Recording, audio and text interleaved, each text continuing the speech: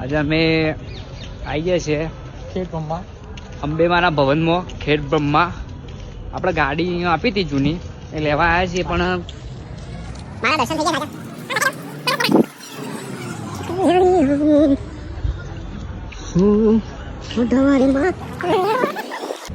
જોઈ લો, બતાવી દઉં તો તમને આપણે ફોલો કરતો એટલા બધા છે નહીં પણ જે છે ને આ દિલના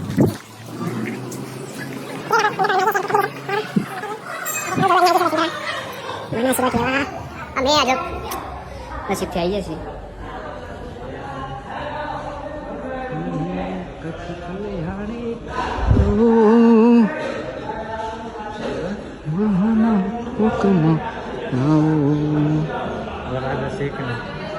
હા વરરાજા છે કે નહીં,